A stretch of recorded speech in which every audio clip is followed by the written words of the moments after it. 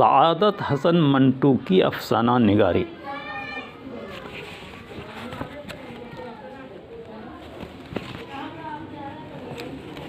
یہ اردو زبان کی خوش قسمتی ہے کہ پریم چند کے بعد کرشن چندر، منٹو، عصمت چغتائی، راجندر سنگھ بیدی، احمد ندیم قاسمی، حیات اللہ انصاری اور ممتاز مفتی جیسے افسانہ نگاروں نے عظیم افسانے تخلیق کیے جو دنیا کے بہترین افسانوں میں شمار کیے جا سکتے ہیں۔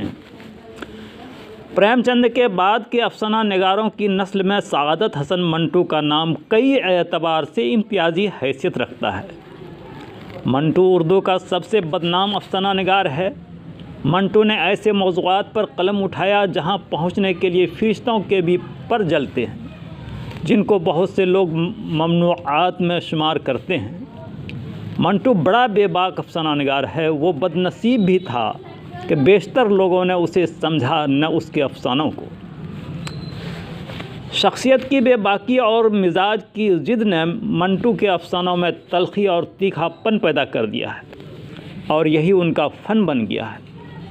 منٹو کے افسانوں میں جنسیات کا ذکر جا بجا ملتا ہے، اس لیے نہیں کہ وہ جنسیات سے محبت کرتا ہے، وہ جنسی لذت کے بیان سے لطف اندوز ہوتا ہے، بلکہ جنس کا بیان کرتے وقت وہ ذہنی طور پر اس جذباتی اور حسیاتی عمل سے گزرتا ہے جس کی کیفیت کو پیش کرنا چاہتا ہے۔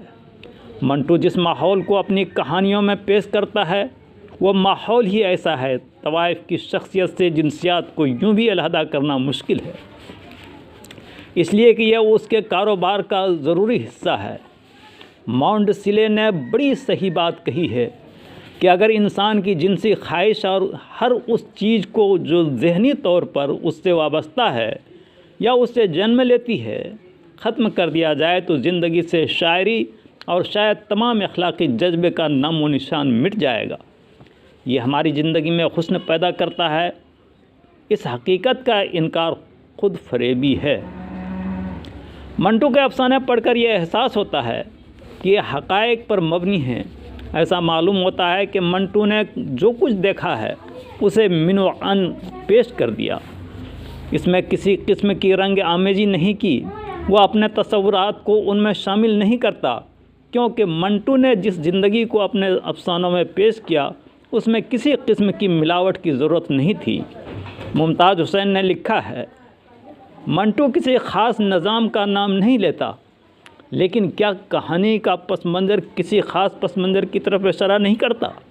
منٹو کی کہانیاں اسباب کی طرف نہیں بلکہ اثرات کی طرف اشارہ کرتی ہیں۔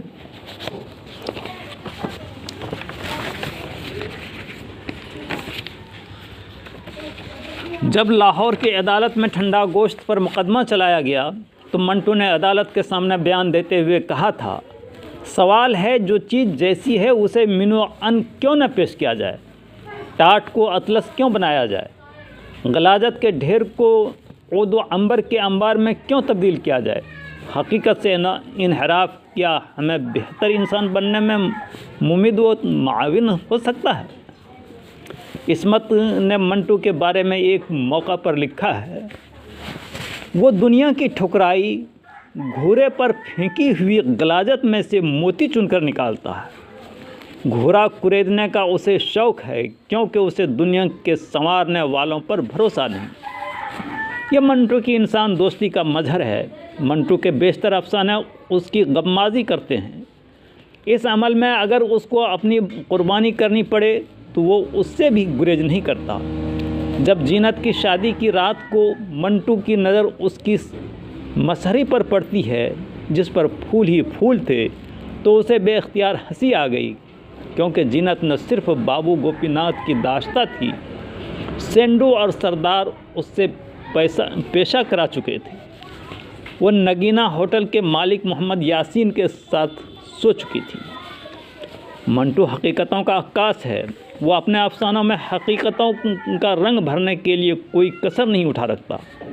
وہ اپنے کرداروں میں جان ڈالنے کے لیے ہر حربہ استعمال کرتا ہے۔ وہ نہ صرف کرداروں کے ذریعہ حقیقتوں کی عکاسی کرتا ہے بلکہ ماحول کو بھی ایسا بنا کر پیش کرتا ہے ہمیں وہاں گوشت پوشت کے انسان چلتے پھرتے نظر آتے ہیں۔ منٹو کو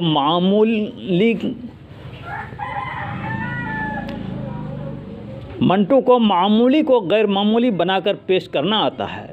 یہ بات اس کے افسانے کے مواد کے بارے میں بھی کہی جا سکتی ہے اور اس کی تکنیک کی بھی خصوصیت ہے، اور کبھی کبھی تو وہ غیر معمولی بات کو بڑے معمولی سیدھے سادے انداز میں کہہ کر نکل جاتا ہے کہ ہم مبہوت ہو جاتے ہیں۔ وقار عظیم لکھتے ہیں، منٹو کو ایک قصہ گو کی حیثیت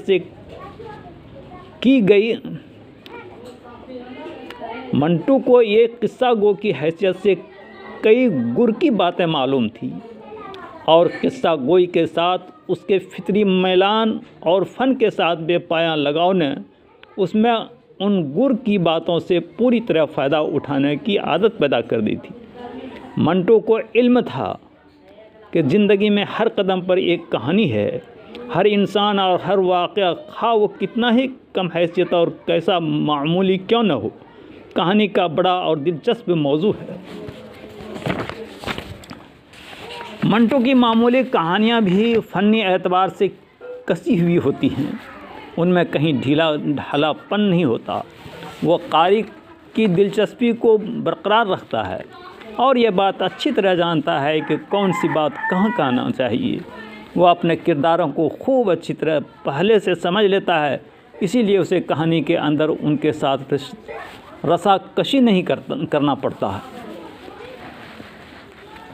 اس کے کردار ان کے ساتھ رسا کشی نہیں کرنا پڑتی، اس کے کردار نیچرل ہوتے ہیں، ان میں کہیں تصور نہیں ہوتا، اور یہی اس کی افسانہ نگاری کی انفرادیت ہے۔